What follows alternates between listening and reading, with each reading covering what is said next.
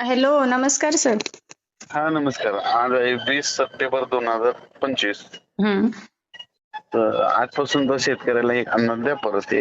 हो.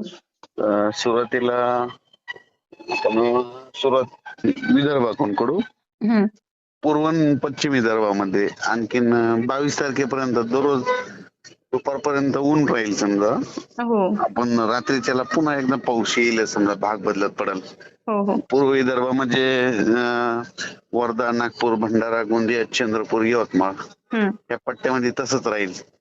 आणि त्याच्यानंतर पश्चिम विदर्भ, बुलढाणा जिल्हा, अकोला जिल्हा, वाशिम जिल्हा, हिंगोली, यवतमाळ हं, या हं. पट्ट्यात देखील काय होईल, 22 तारखेपर्यंत वेगवेगळ्या भागात म्हणजे दुपारपर्यंत 2-2:30 पर्यंत चांगलं कडाक्याचं ऊन पडेल, गरमी वाढेल आणि रात्रीच्याला मग पाऊस येईल, हो. जोराचा पाऊस येईल.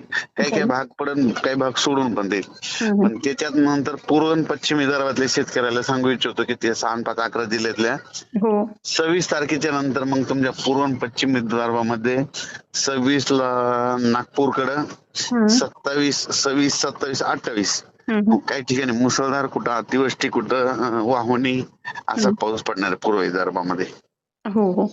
26, 27, 28 ला. हं. त्याच्यानंतर मराठवाड्याकडे वळून, हं. मराठवाड्यामध्ये परभणी जिल्हा, लातूर जिल्हा, नांदेड जिल्हा, हिंगोली जिल्हा, जालना जिल्हा, संभाजीनगर आणि धाराशिव. हं, हं. असं दुपारपर्यंत चांगलं ऊन पडेल आणि रात्रीच्याला परत जोराचा पाऊस येईल. वेगवेगळ्या भागात काही एक दिवस एक भागात पडून दुसऱ्या दिवशी दुसरा भाग जातं. हो, पण हो. पाऊस मात्र 22 तारखेपर्यंत आहेच आणखीन हं, हं. मराठवाड्यात सगळ्या जिल्ह्यामध्ये. पण मराठवाड्यातल्या जिल्ह्यातल्या सगळ्या शेतकऱ्याला एक सांगू इच्छितो की मराठवाड्यात सप्टेंबर 28 सप्टेंबर 29 हं, हं. चांगला काही ठिकाणी मुसळधार, कुठं वाहुणी, कुठं रिमझिम असं जोर. हं, हं. त्याच्यामध्ये बीड जिल्ह्यामध्ये ना पैठण तालुक्या, गेवराई, इकडं कळंब ह्या पट्ट्यामध्ये जरा अतिमुसळधार पाऊस होईल हो, हो. या 27, 28, 29 हं, हं. लातूर जिल्ह्यात पण तशीच परिस्थिती राहणार आहे. परभणी जिल्ह्यात पण काही भागात राहणारच आहे.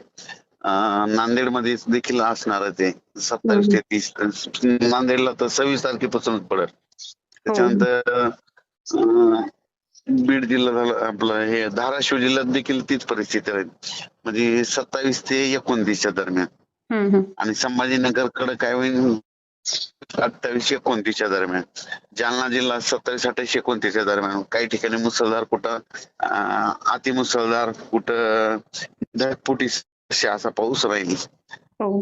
पण हे 22 तारखेपर्यंत थोडं विखुर स्वरूपाचंच आहे ह्या मराठवाड्यामध्ये. हं, हं. त्याच्यानंतर 23, 24, 25 2-3 दिवस चांगलं कडाक्याचं ऊन पडेल.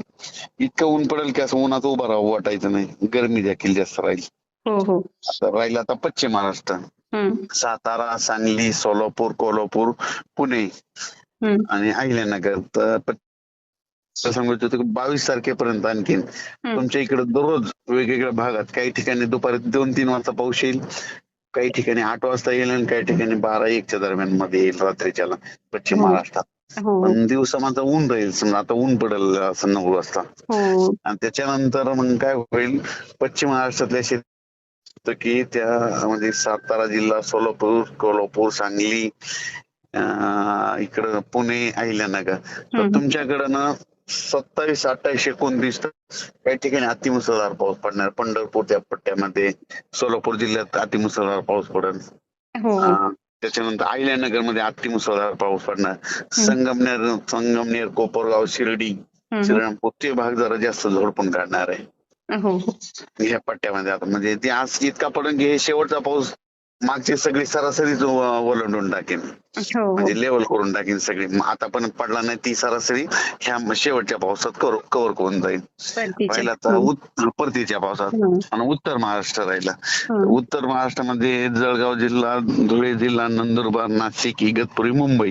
हं. तर ह्या पट्ट्यामध्ये काय होणार आहे, 28, 29, 30 दरम्यान. हं. मग ते वलसाड समजा आपलं ते मुंबईचे पालघर